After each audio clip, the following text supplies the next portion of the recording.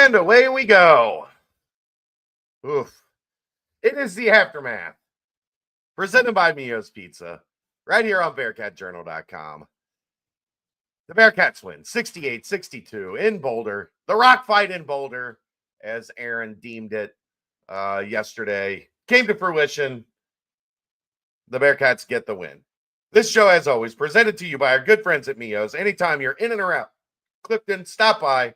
See our good friends at Mio's. Get yourself a delicious pizza. We actually had one last week. Our guy Zach Stipe went with the Mio's in between press conferences last week, and it was outstanding. So go get you a Mio's pizza. Maybe get you a steak hoagie, some wedge fries, some awesome appetizers, great drinks, and, of course, on tap, Cincy Light. We'll see you at Mio's. Maybe Saturday before the Bearcats take on Arizona State, where they start a winning streak, Aaron. I hope that sounded confident. Let's get it going. As it wasn't the prettiest, Aaron, but it got the job done.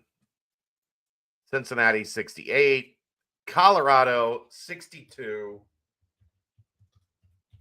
And they did what they had to do. Let's hear it. Yeah. Hi, by the way. Good to see you. Hi. It's late. Let's rock and roll. Feels like football again. I know we're both doing the same exact thing, getting these tweets out and making sure that people know that we are live. So let me finish up mine here. But yeah, we saw a lot of things tonight that we've been clamoring for, begging for, wanting to see. The offense tried to push transition. I feel like quite a bit more. It wasn't all the time. Certainly wasn't all the time. There were times I was screaming at the TV, "Go!" Instead, except for the fact that Dikembe Mutombo showed up tonight to play center for Colorado, so they might have been at times a little hesitant to take the ball to the rim because 8 blocks for one guy in a game that's asinine. Insane. That's a silly number for blocks. Yeah. But we saw them do that. We saw Simas when he wasn't able to get his shot off earlier in the game. Obviously, his shot came late in the game, as we all saw. He hit 2 daggers there at the end. But he was driving, which, again, something that we wanted to see. We saw Day driving. Jizzle tried to drive and still did his step back stuff. But I feel like they were more aggressive. Dylan's frustrating. He was, again, aggressive early on, and then it tapered off, I felt like, at least when he was playing with the ball in his hand, as opposed to playing off ball where he's always looking for the lob instead. This team clearly does not care, maybe is the word. If somebody is a force down low, stopping lobs, they're still going to try and lob come hell or high water. Tonight there was a lot of hell. I just don't understand it when the guy stays. Like, the lob is supposed to be when the guy commits. Like, you draw the defender, you throw the lob. When the guy stays home, especially an alien that's just standing there in front of Aziz, waiting for you to throw the lob, don't throw the damn lob. They're both from the planet of Senegal, where apparently they grow aliens just on trees. It's absolutely bananas. Carson, we're not doing it tonight. They won. We've lost 4 in a row. I've had to do 4 therapy sessions in a row. We're not feeling bad tonight. If you want to feel bad tomorrow, that's fine. Tonight, they won. We're not feeling bad. We're feeling good. I do want to say early in the game, Simas had maybe the shittiest lob of the game, where just drive. It was wide open. All you had to do. Yeah. Instead, he throws the lob for reasons I'll never understand. And I go back to I've made this comment in conference play earlier this season already. They're too unselfish sometimes. Like just fucking Score. shoot.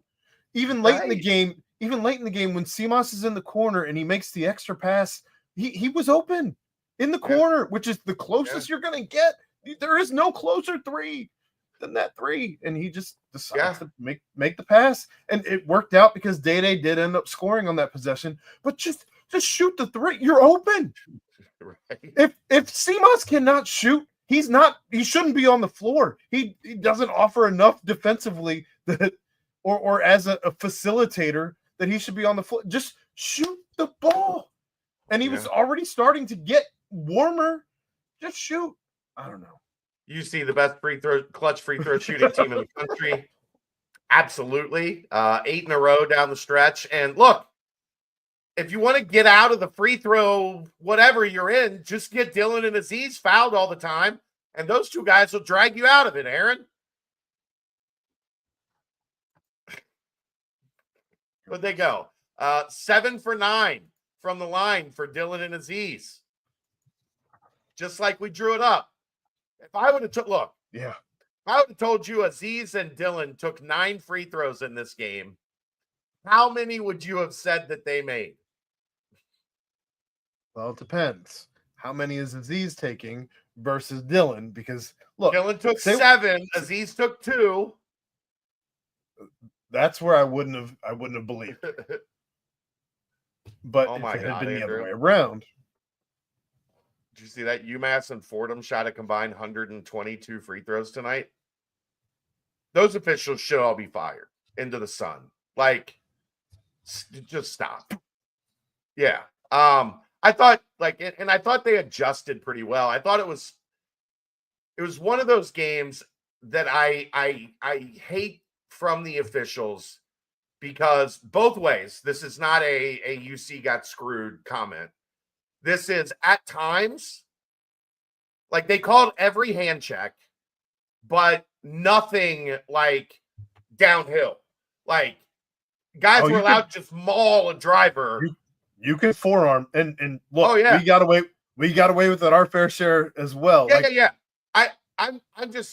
I'm just saying from a watching the game standpoint, there was some stuff that they called everything, and there was other stuff that they called nothing. Now, I'll give them credit. It was consistent. If it was like out top or whatever, you weren't allowed to be near anybody. If it was moving towards the rim, all bets are off. But go ahead. Sorry. Well, it wasn't your boy Sermons on the call tonight, so I looked at it. I didn't mind any of those guys tonight. I like Tony Padilla. Brett Smith is usually pretty good. I didn't recognize Tommy Johnson. I don't know if he's the guy that does more West Coast stuff. But when I saw the officials, you notice I didn't tweet before the game. When I log into Stat Broadcast, the first thing I do is check for the officials. And I saw Tony Padilla and Brett Smith, and I went, all right, at least it should be fair. Like, they might not call a good game, but they usually aren't, like, completely lopsided in the way that they do things. I didn't mind anything tonight with the officials. When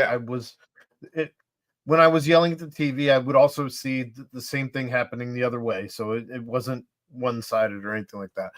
That all said, there was a lot of good performances tonight. You had 4 players with double digits.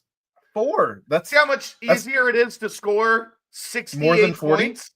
More than 40 right? When you have 4 players scoring double digits. I thought there were some things to be frustrated by, certainly. I thought there were some things to be encouraged by. And I know we'll get into the weeds on some of that. And did Day steal Jizzle James's starting position tonight?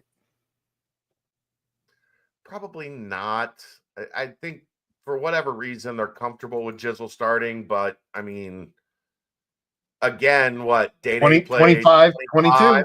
Jizzle played 22, so it's second game in a row that Day's played more minutes.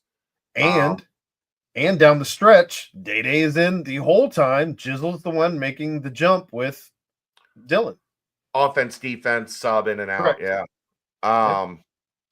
Yeah. I mean, you got CMOS going. That first and foremost, him making those 2 threes. Maybe it doesn't end up meaning anything, but I have to think. Like when he walks into the locker room and sits down on his chair, he goes, Well, big one exit. for 1 for 6 is very different than 3 for 8. Right. Right. And again, they were And the 2, dagger threes. you're up 1, you're falling apart, crumbling, melting away. And he bangs back to back, and you're up 7. And with the way this team historically has shot free throws this season, you're not out of the woods, but at least you didn't feel like the world was caving in around you. So Right. hopefully that gives him a chance to breathe, a chance to stop pressing, Aaron, a chance to, well, let's also talk about he got downhill. He attacked the basket a lot CMOS, tonight. Yeah. Like that. Yeah. Maybe that frees up his brain a little bit, and I want to see it more. He's a big physical dude. Get downhill. We've talked about that all season, though. Look, if you can't make threes, and tonight, 3 of 8, we'll take it. 37.5, I think, is your percentage there. 3 of 8. I'll take it. I'll live with it. It's not great, in my opinion. I know 37% is considered average, I guess, at this point. A little bit above from 3. That's a little bit above. I mean, that's a good number. 37% you will take all day, every day. It's when it gets under 35. We're like 34%. You're like, all right, you make 1 more. It was probably a pretty good day. 37. If you told me they shot 37 in every game for the rest of the season, shut it down. I'll take it. Well, without his 3 of 8, though, they were 5 of 15. So 33. Yeah. So not great. But that's the thing. Like that's the difference between that's how small the difference is between a bad 3-point shooting night, guy makes 2 late, and all of a sudden, like it feels a lot different than, and they were 5 of 11, I think, going into the half. Yeah. 5 of 11, Yeah. 5 of 12. Like they're shooting it. And then the second half, boy, for 5 of 12. 14 minutes of the second half. I know at one point I tweeted out they were slashing 24, 11, and 56. 24% on field goals, 11% on threes, 50%, 56% from the free throw line. Like past the midway point in the second half. To your point, though, making those late threes and going into the locker room, sitting down and having that exhale, that's the last thing that you're going to think about with this game. That's the last thing that you're going to think about before you play your next game. That's the first thing you're going to be thinking about when you start your next game, is the final moments of the last game. So maybe this is what catapults them into winning. Every streak starts at 1. So here we are. I know the announcers before the game, they were talking about how this team, according to KenPom, can still finish 9-11 is what KenPom's predicting in conference play. Yeah. I don't believe they're going to finish 9-11, but here we are. Started at 1. Sometimes, look, it's sports, man. Sometimes it just takes 1 to get, because that's the most frustrating part of this. Like, are they a great offensive team? No. Like, that's no. Are they as bad as they've shown the past 2 weeks? Also no. So sometimes it just takes that 1, and even just that last 4-minute stretch where all of a sudden it felt like you made a couple threes, you went to the free throw line, you iced the game, you never really let Colorado get back into a 1-possession game where they had a puncher's chance. You kept them at arm's length. What you hope is when they get back to work, I'm guessing they're not going to get home until 4:00 in the morning. So I would guess tomorrow's going to be a light day, and then really get ready for Arizona State on Friday. But hopefully when you walk into that gym, whether it be tomorrow or Friday, your shoulders feel a little lighter, right? You got your arch back. you're walking into that gym like, okay, we feel pretty good. Oh, CMOS in the chat says Aziz looks lost. I'm sure that's a teammate on teammate crime there. Look, offensively, he can't have the ball in a crowd. He can't have the ball in some of the situations that he's been having the ball. Like, he has got to get rid of it quick when they get it to him. Like, that's got to be a boom, boom. Instead of dribble, really bad hook shot. Also, apparently, his kryptonite is seeing his clone, his genetic clone out there, with the putback on the free throw. He got very lucky on that free throw hit the rim like 6 times and just came off perfectly. But great effort. Like, they boxed him out. Normally, that free throw comes off the rim and nothing ever comes of it. But he finished the play. It was amazing. He saw it coming over to that side and bang, it was like, whoa. And that was okay. One of 3 highlight dunks for him, like highlight reel dunks. Hit what? 2 threes? I thought he was going to get triple-double at one point. Bangot Dak is who we're talking about for anybody who is confused. I thought he was going to get triple-double. At one point, like, he had 7 rebounds and 8 blocks with like 5 minutes left. At the rate he was blocking shots, I was convinced he's going to get a block shot triple-double, which just never happens. Insane. I think Eric Hicks had one. That's the only one I ever remember at UC. Carol Baskin.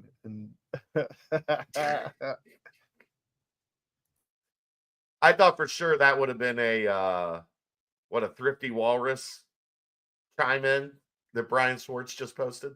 Look, Carol Baskin and Dak Prescott. We don't know who Thrifty Walrus may be here. You're right. In real life. Right. He's on his burner account. Was it Kenyon that had the block shot triple-double? I thought Hicks had one too at some point. Maybe I was wrong. All 6'7" of Eric Hicks playing the center. In the Big East. Crazy.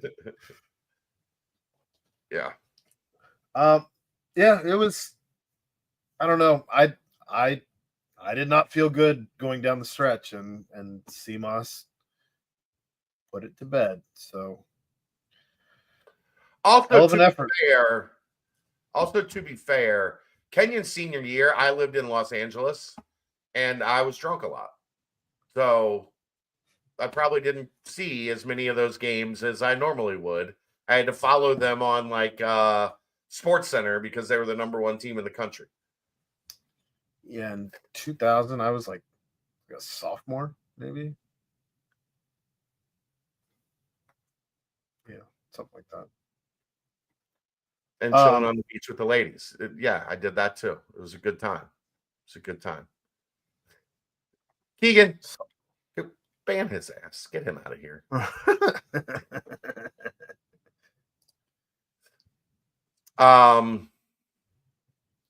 So defensively, Aaron, that we do have to give a ton of credit. Hammond did nothing. He got 6 shot attempts, made 1 field goal, did get to the free throw line a couple times, scored 5 points. And then Jakimovsky, who was still so funny, who was their second leading scorer coming into the game, had 2. So the 2 leading scorers combined for 7 points. That's getting the job. That's scouting report defense and getting the job done. Yeah. The announcer said they used both Yakimovsky and Jakimovsky. Look, it's Yakimov. Dan Horde said Yakimovsky. So I'll go with Dan Horde. Regardless, he had the opportunity. He had the opportunity to put the game much closer with those 3 free throws, and instead, he got caught with his dick in his hand. 0 for 3. He's like an 84% free throw shooter. and missed all three. Like, they are one of the best free throw shooting teams in the country. Cincinnati, look, whatever West did, the free throw defense was outstanding. Like, that's elite free throw defense against a great free throw shooting team. 61.9%. I think they're up around 80% as a team. Look, when they fouled him on that three, like, Seamas had just hit the 2 threes. Like, it was like, all right, here we go. Gonna get the win. Dan fouls the guy fouls an 84% free throw shooter on a three. It was like, they can't get out of their own way. They can't get out of their own way. No matter what goes right for this team, they can't get out of their own way. And then he missed all three. It was crazy. It was crazy. And look, I came up with that joke right on the spot when it happened, and I could not wait to drop it here. Dick in his hand. Jakimowski ended up with his dick in his hand. Just saying. In the chat, the hoodie, by the way, I think I got it at Rally House. Just saying. Black jerseys, though. The Black Cat jerseys. 3-0. Undefeated. Don't take them off. Actually, just wear them on the plane. Wear them home. Wear them to practice tomorrow, Friday, whatever. Wear them again on Saturday. I don't care. Apparently, there's a white version that they have in hiding that somebody mentioned earlier today. Try those. But whatever. The other black uniforms are dead. Don't ever wear those again. Well, I don't think you can wear them every game because there's no way you don't win every game in them. You have to bring them out for special occasions. No, you're 3-0. This team is struggling to win, Aaron. Until you lose, you don't take those damn things off. It's hard to you argue. Wear them to bed. Jason said don't wash them. Don't wash them. Unfortunately, I don't think they can wear them Saturday. I think in order to wear your road uniforms at home, you have to get it like approved through the conference or something. Probably for like the opposing team. Like it has to go through a process to wear your road uniforms at home. Yeah. For whatever reason. Don't wash the underwear. Don't wash the socks. Don't care. Huh. Like Dan Hurley in his underwear. Exactly, Ed. Exactly. But yeah, the defense on those two guys was excellent. Outside of Dak, they played great. Ruffin didn't do a whole lot. Rancic didn't do a whole lot. Baskin was kind of ineffective. I did say last night on our nightcap that I was concerned that if a forward would go off. Now, it wasn't Trevor Baskin, killed her husband, whacked him, or whatever. He only had 8, but Bengot Dak did the thing. Yeah, and essentially it was their starting center was out, so he got pushed into a larger role. Put in the request for the rest of the decade right now. We wear black. We wear black elephant print Cincy unis, and that's it. Nobody showers. You guys are funny. Such a more delightful mood in the room after a win, Aaron. Such a better mood. We don't get to make these jokes or smile or laugh without people like getting upset. Like, why are these guys not serious? We're not, by the way. We're not serious. Even in a loss, we still would have laughed. Yeah, just in case you're wondering, we're not serious. It is what it is. What else you got, man? I don't know. Like, there were a couple times when even Dak was bringing the ball up. I would have just getting nitpicky here. I would have liked to see the defense pressuring the guy bringing the ball up the court because he was a 6'10" alien or however tall that dude is. Yeah. There's no way he had some moves. Don't get me wrong, but he's bringing the ball up the court. Pressure him to do something, anything. Yeah, I think that wasn't intentional. That was Cincinnati was denying everybody else. So he ended up just stuck with the ball in his hand and took it up the floor. Like, I think they were like, fine, we will let him. We're going to make sure if he throws a pass, somebody is there waiting to take it the other way, because that Colorado team is the weirdest dichotomy I've ever seen, Aaron. They ran really good offense. They cut, they screened, and they just, like, what you would think is a good passing team, they just chucked the damn thing all over the place, brother. Like, they ended up with what? 15 turnovers. 15, yeah. And Cincinnati had 11 steals. And it wasn't pickpocket, like they're dribbling and Cincinnati took the ball away. It was almost exclusively just terrible passes. Yeah. Terrible passes. We would literally be beside ourselves. We've had games where Cincinnati has done that. Where that is them. Like, it is so weird because they do offensively so many things well, except for just throw dreadful passes like every 3 possessions. Yeah. We're back we're not going to sugarcoat it here. That's not a good Colorado team. And some of it was Hammond. Hammond was bad tonight, but Cincinnati took him away. Like, when he's not playing well, they are.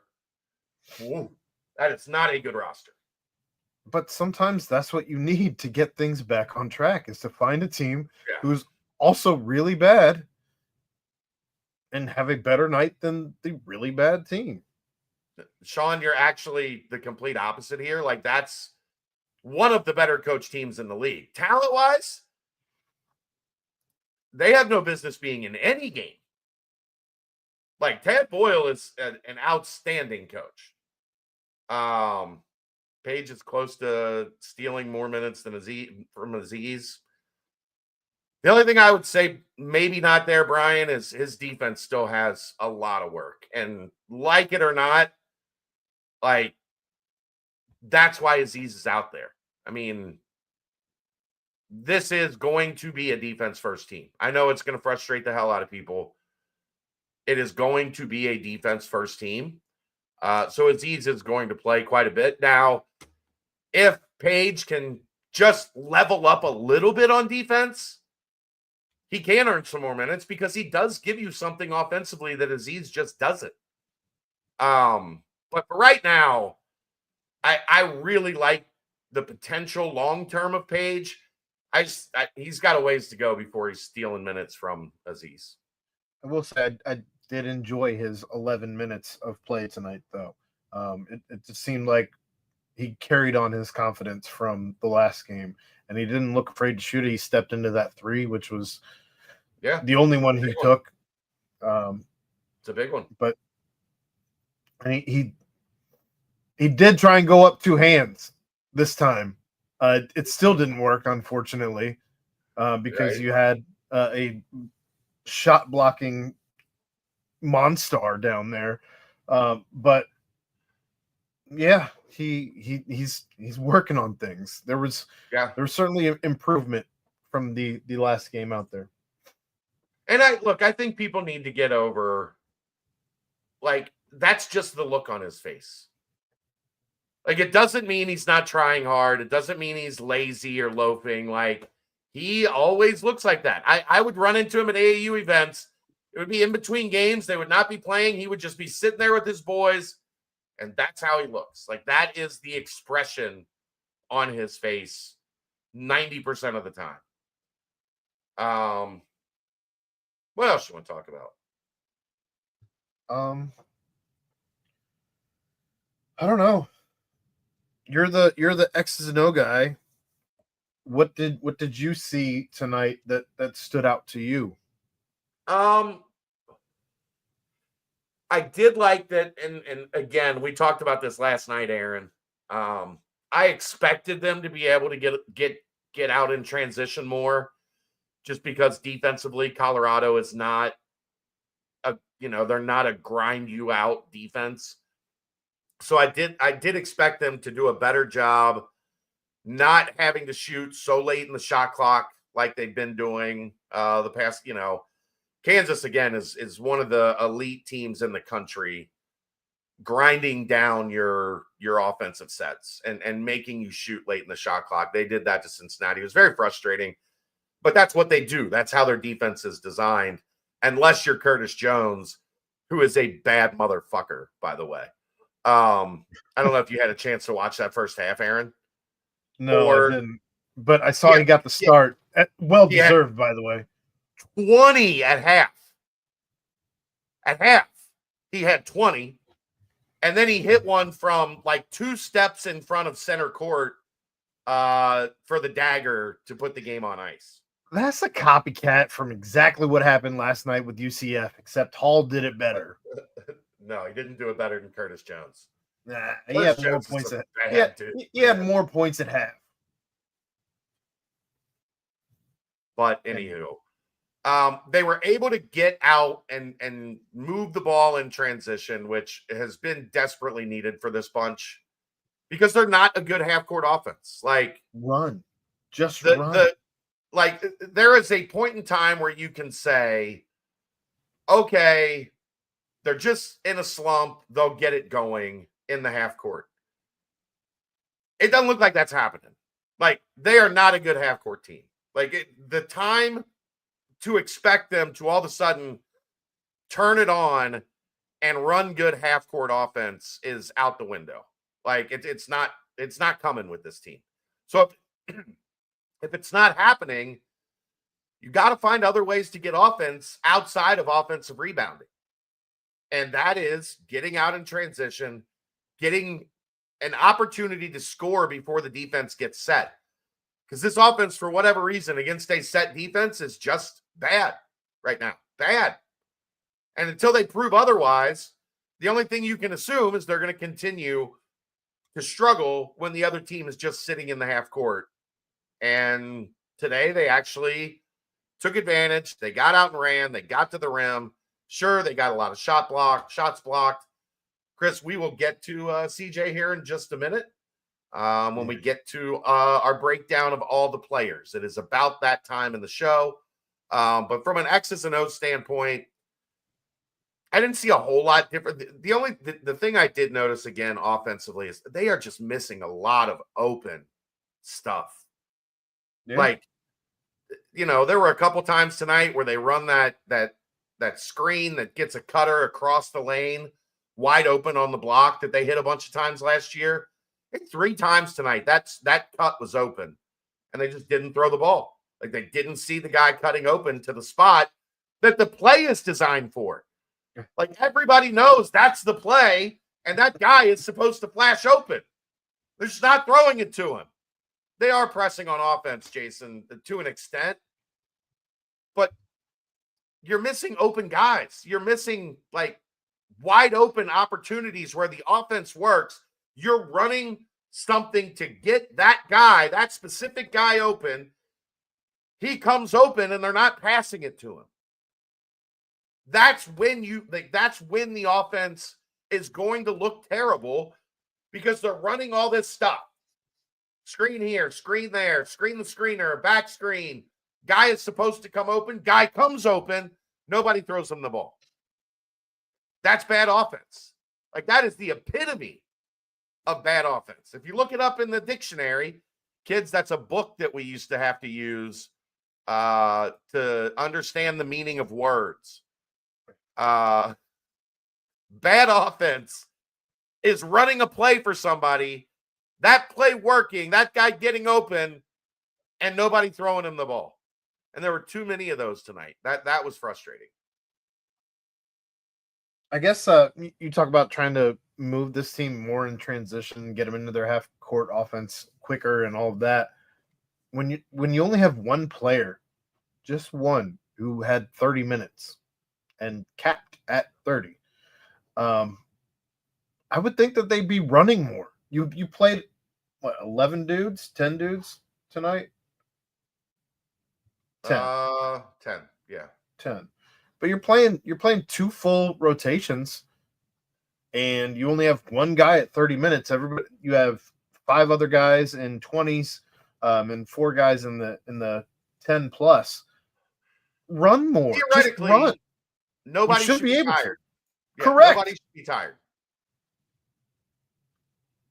You want to hear the wild stat of the night, Aaron? Ed spelling of thesaurus in the chat, because that's terrible. Well, Ed can't spell, so I'm not surprised by that. You talked about, is it time to start day? Mm-hmm. Don't look. Don't look. Don't look. Don't look. Look at me. Eyes up, sir. I'm here. Jizzle James plus minus. What do you think it was? Oh, I already saw that because I was going to talk about it. But I think a lot of that is because of the way that they were subbing him in and out at the end of the game. He's only in on offense, not on defense. But you got to be pretty high up to get to plus 17.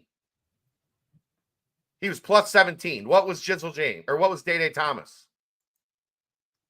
Well, that I don't know. I didn't know that one off the top of my head. But there, between the two of them, there was a 22-point difference in plus minus tonight. And that is with Jizzle James going 1 of 7 from the floor. He made 2 free throws late. He only had 2 rebounds. He only had 2 assists. Had a steal. Didn't have a turnover. That probably could have assisted in a lot of things. And give Cincinnati credit. Only 10 turnovers on the game. That's about where you want it. Sure. Yeah, they're not, Paul. I talked about this last night, and I'll probably talk about it more with Dave tomorrow. I would look at just taking the pick and roll out of the offense for the point guards at out top. They're not executing it. It's not a productive offense starter because it's not a pick. Well, even when it is a pick, they're not using it properly. They're not playing downhill. They're not attacking. I personally, if I was to self-scout this team, I would pretty much do away with the pick and roll in terms of how they initiate their offense. It's a roll and roll. They're both rolling. Everyone's rolling. No, the screener is rolling, and the point guard is going backwards 4 steps. Oh, you mean Dribble James? Dribble James is going this way, and Aziz is going that way. Aziz is actually, he doesn't roll early a ton. He might not be the best screen setter on the planet, but he's not diving on a lot of those because he knows in order to get the lob, he's got to set the screen and then roll.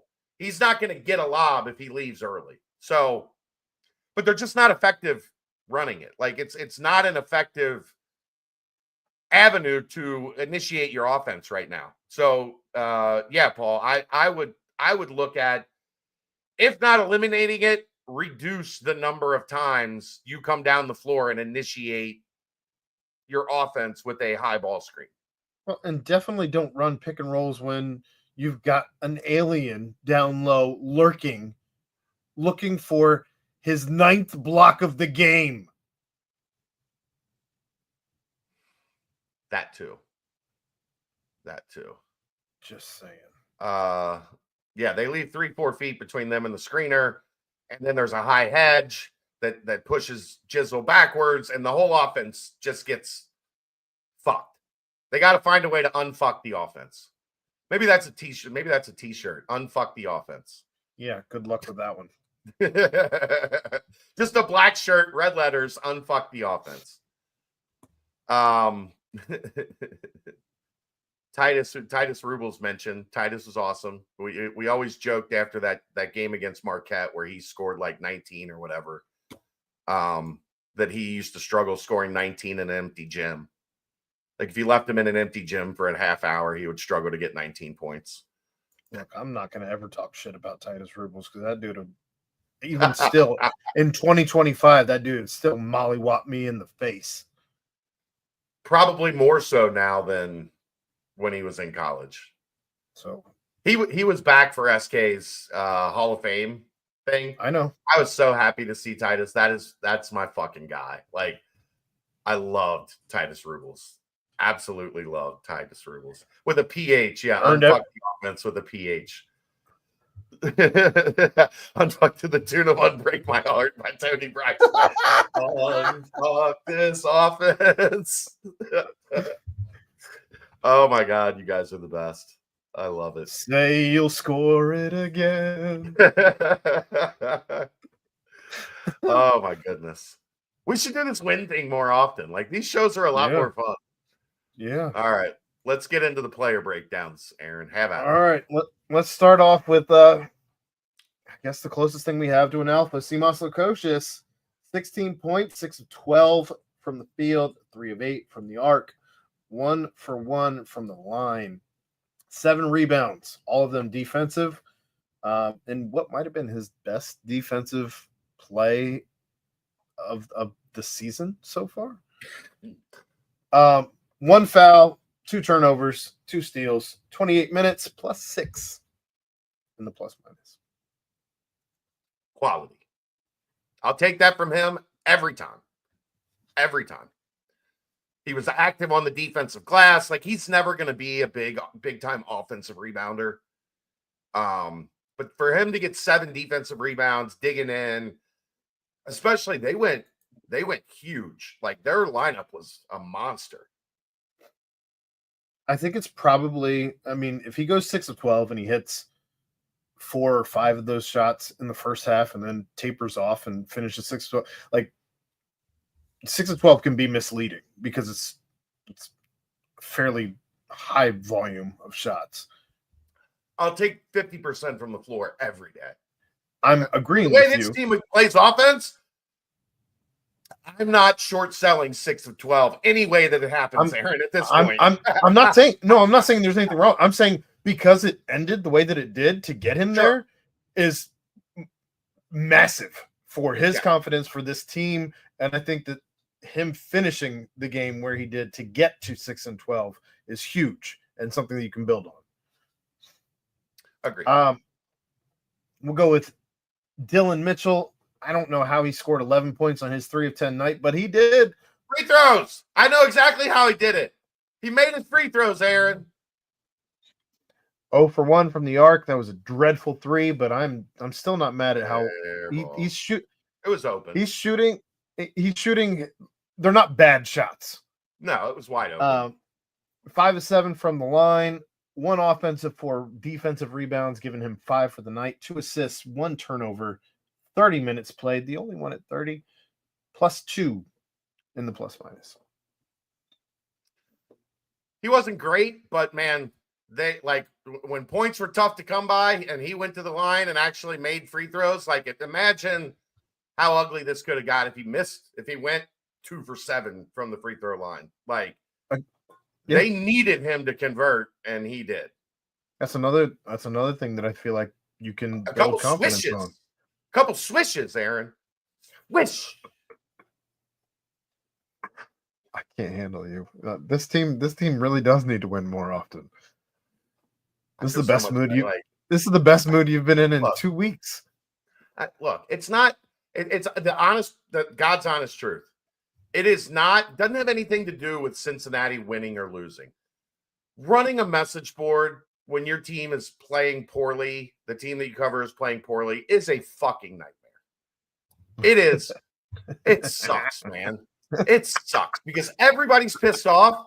And really, there's nothing you can say to you're like, yeah, you're right. Like, this is not good. This is bad. Like, after one loss, the team loses their first game of the season and everybody fire the, that's, normal. They lose 4 in a row and they're playing like shit offensively and it's just bad. Like there's nothing you can even say to dispute what people are ranting and raving about. And it messes with your mood, bro. It's bad. Bad. So I don't have to deal with that at least until Saturday. So I got a date Friday night. Things are good right now. Moving on. Dan Skillings. 10 points, 4 of 9 from the field, 2 of 5 for 3. His threes looked really good that he hit tonight. They did. 0 for 2 from the line. Only 1 rebound on the night for Dan. It was defensive. 2 assists, 4 fouls, a turnover, a steal, 24 minutes played, plus 2. Weird night for Dan. I feel like at times tonight he was trying to force things that weren't. He had one of his, patented Tasmanian Dan drives where it's no, no, no. Okay, I guess. All right, he made it. So carry on, but he did not look locked in tonight to me. Again, we've talked all season about we want to see more rebounding. Him finishing with 1 rebound on this is one of the things he's been very good at. Yeah. I think the difference, if he has even 5, the difference in the score is a comfortable win as opposed to 68-62. Yeah. So I don't know. He's got to figure that out still, apparently. Day, 10 points, 4 of 8 from the field, 2 of 2 from the line. No rebounds, no assists, 4 fouls, 2 turnovers, a block, a steal, 25 minutes played, -5. I didn't think he had a great game, but he was okay. I didn't think he was as bad as he was against Kansas. He struggled against Kansas, I thought. Right. Some of it through no fault of his own. I think if they convert some of the, if Page converts the dunk and there's a couple threes where he made nice passes that they missed, maybe we're talking a little bit different about Day-Day's game against Kansas, but what you put on paper is what you put on paper. And that was not a stellar performance from Day-Day against Kansas. This was better, but it wasn't Day-Day at his best, I didn't think. Although I will say, the 2 steals that led to layups early were big because it felt like, they got out a little bit, like 6-0 or whatever, but the offense still looked clunky. It looked blech. And he got those 2 steals and layups. He was going to try to. Yeah, I was nervous. He David DeJulius it. David DeJulius it for sure. I thought he was going to cock back, though. I thought those were important in getting that mindset of getting them out to run because I thought they did, especially in the first half. Although I'm confused. It says they had 10 fast break points. They had 6 steals that went straight to the rim for layups in the first half. They had 16. Maybe they went back and corrected it because they had 6 points at the end of the game that said they had 10. So maybe they went back and corrected it. But in the first, they had 3 steals for layups. And I looked at the under 12 and it said they had 0 fast break points. And I was like, I know. I just watched them score 6 points on turnovers for touchdowns. If that's not a fast break point, what is? So maybe they went back and added those 6 because it annoyed me at the time. All right. Moving on. Let's go. Next point total. Let's start here because I think this is a good conversation. CJ Frederick, 5 points, 1 of 1 from the field, 1 of 1 from 3. 2 of 3 from the free throw line, 1 rebound. It was defensive. He had an assist, 3 fouls, a block. That block was huge. 12 minutes played. He was 0 in the plus-minus. So the key here being, Aaron, Wes said in the pregame with Dan Horde that currently Connor Hickman is shut down, and they are not sure when he's going to be back. So for the time being, he is out. Those are CJ Frederick's minutes. Important to see CJ, if he's going to get those 8, 10, 12 minutes a game, important to see him go out there and play well. I thought he played pretty well against Kansas. I thought he played better tonight. So agreed. We talked about it was a luxury to have CJ break glass in case of emergency. That they're at that break glass in case of emergency, and CJ is helping. So, Sean, that's your fault for watching that show. He's certainly got more legs underneath him right now than maybe anybody on the team because he's played like 14 minutes the entire season. Yeah. That's me just throwing out a random number, by the way, not More than really that, but a it stat. feels like that, right? But I don't know. He looked comfortable tonight. I thought he looked comfortable against Kansas, but to your point, yeah, I think he looked more comfortable tonight. And shooting that three was so pretty, and getting fouled on the three. When was the last time Cincinnati got fouled on three? I can't recall. We do plenty of fouling on threes. Did it tonight. But yeah, we don't oftentimes find ourselves on the receiving end of the foul call on a three. And granted, he only hit 2 of those 3, which a little out of character for him, but he's still a little rusty. He hasn't been at the line in a while. Because again, 14 minutes the entire season. So I'm happy to see him taking advantage of the minutes that he's getting. And look, I'm all good with him finding himself 12 more minutes in the near future in every game. Yeah, I mean, like I said, if Connor is going to be out indefinitely with multiple injuries, but predominantly the foot, I think.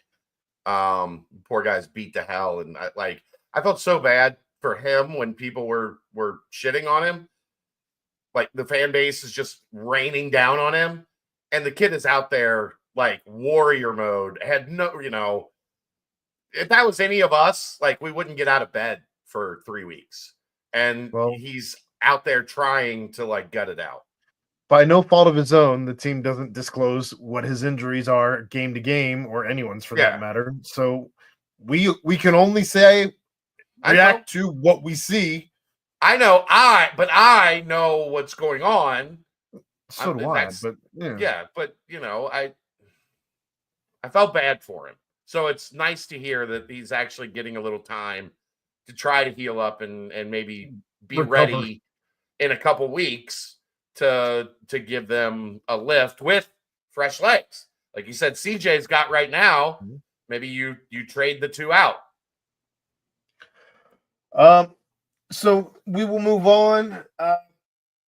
Go with Arrington Page. Another nice game tonight. 5 points, 2 of 6 from the field, 1 of 1 from the arc.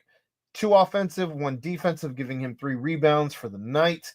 1 foul. He's staying out of foul trouble, Chad. 1 turnover, 1 steal, 11 minutes played, -3 in the plus minus. He gets credit for a steal. I think they just threw it right to him, if I remember that right. Like he was just standing there, and they threw it right to him. And then he immediately turned it over, is what happened. Yeah. Yeah. So, can't win them all. I think he's playing with confidence though right now. He is taking what happened in Kansas, and he looks arguably as comfortable as he's looked. Well, inarguably as comfortable as he's looked in conference play, but maybe as comfortable as he's looked all season. I agree. It seems like it's slowing down for him a little bit. It seems like he's, I still think defensively, like Aziz is a much better option, but I don't feel like he's getting picked on as much. Well, we've seen games where anytime he came in, this is the guy. Right. Throw it to whoever, throw it to the center and let him do work on the new guy. Yeah. Yep. So that's not happening as much. So that is progress, Aaron. Progress. Well, and we're also seeing with now that we've talked about CJ, Page, Day, you got 22 bench points tonight. It's not just Day. Day did have 10, but you got 22, and that's starting. That's how you win games. You can't just have Day being the only guy scoring off the bench. And it's funny that it's 5 here and 5 there and 2 here. That shit adds up quick. Like when it's 11 and 9 of them are Day, offense is going to be hard. We've spent, and I know Keegan has been big on this, and I agree with him. I refuted the fact that like until Seamus and Jizzle get going, it doesn't matter what the bench does. Well, tonight you got Seamus going, so it did matter what the bench did, and you got 10 from Day and 12 from the other guys. again, that's another one of those things I'll take every night. If you tell me you're going to get 22 from those guys that are rotating in, would I like it to be 30? Sure, but I will rubber stamp 22 as long as I know there's not going to be any more 8. 7 of 19. Your bench gave you 7 of 19 tonight from the floor, which is 36.8%. It's not great. The team, but the team was 22 of 60, which was 36.7%. So it was right on line with everybody else. Right on par with everybody. From three though, you got 2 of 4, which 50%. We'll take it. For sure. Just not chucking up a bunch of bad shots. Jizzle James, 5 points, 1 of 7 from the field. He's not been great. Somebody in the chat, I think, said 7 of 35 in the last several games. So 1 of 5 from 3. A lot of open looks there. 2 for 2 from the stripe. 2 defensive rebounds, 2 assists, 2 fouls, a steal in 22 minutes played, less than Day-Day's 25, plus 17 in the plus minus, as you mentioned earlier. Plus 7, the plus minus doesn't make a ton of sense outside of what you said. He was on the floor for those 8 free throws, so he's going to get a plus 8, right? Because they were subbing him out for Dylan. He's going to get a plus 8 that he really only had a factor in 2 of those. But it's also part why Dylan drops to plus 2 instead of right. He's not out there when Jizzle and Day-Day and CMOS are going to the line to sink free throws. And Josh, a couple big free throws from Josh there. Went and banged both of them. We'll get to Josh. If Reed did literally anything on offense, I want him to have all of Tyler's minutes right now. He's got to make that like a wide open rhythm corner 3. We'll get to Josh. We'll get to Josh. We're talking about Jizzle first. I know. I was responding to the chat. Keep going. I'm sorry. Well, let's finish our discussion about Jizzle. What does he need to do to get right? This still, I don't consider what he did tonight getting right for Jizzle. Yeah. Not there yet. Hopefully tonight is CMOS getting out of his, and somebody said Terry said funk during the radio broadcast, and then said it again and kind of stopped himself. You don't say the F word around here, as Brad Chendall from the Topeka Times learned in Lawrence, Kansas last year. But hopefully CMOS is out of it, and maybe Jizzle is next. Do you think running him more in the 2 spot is playing off ball is how you get him out of it? No. He can't shoot. If you're going to put him at 2 guard, he's got to be able to shoot. I get it. He's taking enough shots as if he's confident enough to shoot. I just don't know how you play him much at the 2 if he can't make a shot. Like, they already have enough problems on offense. You can't put a guy that can't make a shot at shooting guard. Like, they name it shooting guard for a reason. I'm just trying to strike up conversation points, Chad. No, I'm just saying. Like, it's very hard to play a guy at shooting guard when he can't shoot. Is the offensive funk over? No. Sean, they shot 36% from the floor. No, it's not. That, like, look, we all feel good right now. I implore all of you not to go back and watch that. Because what happened at the end has us happy. Don't do that to yourself and fuck up your, like, serotonin jolt to your brain. Don't go fucking watch that again thinking you're going to be in a good mood watching a win over. No, you're going to sit there and go, oh, my God. It's called shooting guard, not making guard.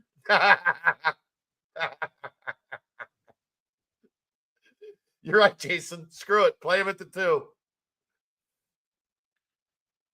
All right.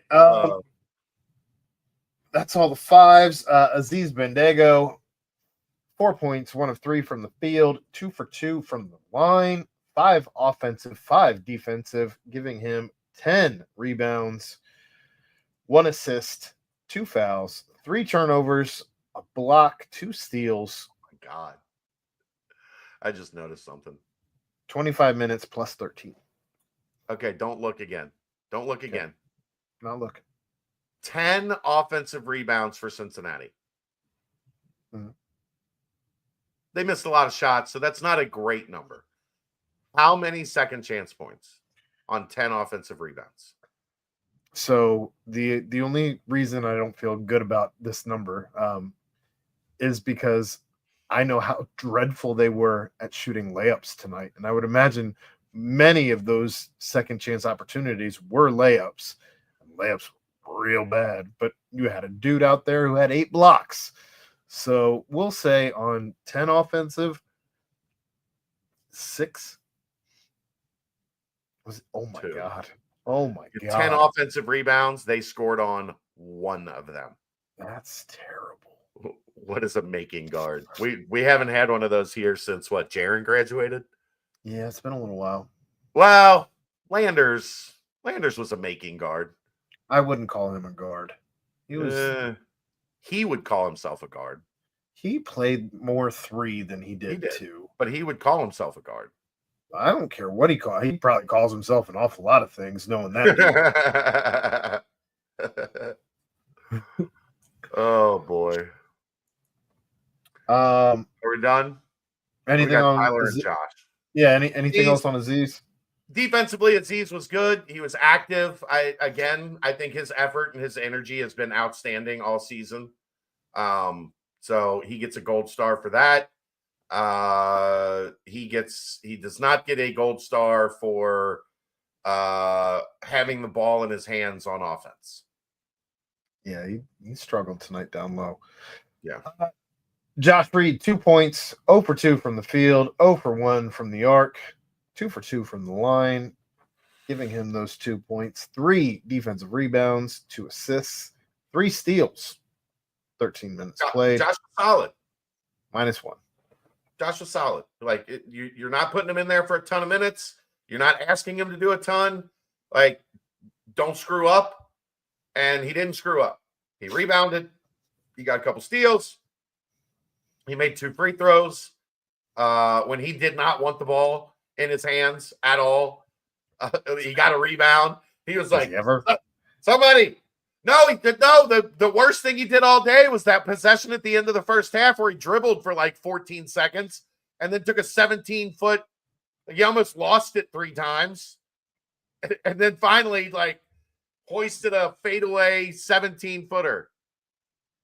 Just he. Nobody knows. I don't know if I want him shooting at all anymore. Just at all. I don't mind him taking open rhythm threes. That's about, like, I don't want him trying to off the bounce to create offense. And then Tyler Betsy, and I don't know what's going on with that dude. 0 for 2 from the field, 0 for 1 from the arc, 1 defensive rebound. That was nice. 2 fouls, 10 minutes played, -1. He looks like a freshman. Yeah. Chris, look, I get it. I'm not wrong often. Okay? So when I am wrong, Josh only needs to score like 980 points between now and next year, which will be his senior year. So he's going to have to average like 30 a game next year. You might get lucky if he gets that 5th year.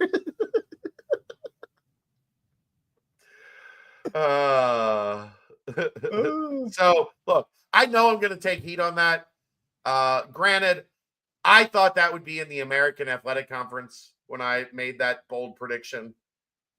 But even that probably, I thought he would be like a solid 8-point-a-game guy for 4 years. Like never a guy that, leads you in scoring, but like an 8 to 10-point-a-game guy. He has not been that. So I deserve that, Chris. I deserve that. The Big O could average 30 a year. Why not Josh? Yeah. The Big O didn't even have the 3-point line. Josh does. He didn't need it. No. That's everyone. All right.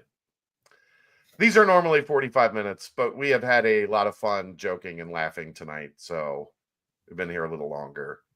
However, we do it in 45 minutes because we don't want to talk about it any more than anybody wants to listen to us talk about it. Well, even usually after wins, we're still at about like 30 minutes. We break down the game. 15 minutes, we do the individual players. And we Tonight's a fucking party. Tonight's a fucking party. Gonna have a fucking good time.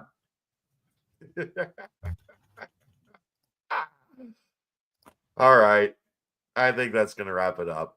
Thanks to all you knuckleheads for being up at 12:30 on a weekday.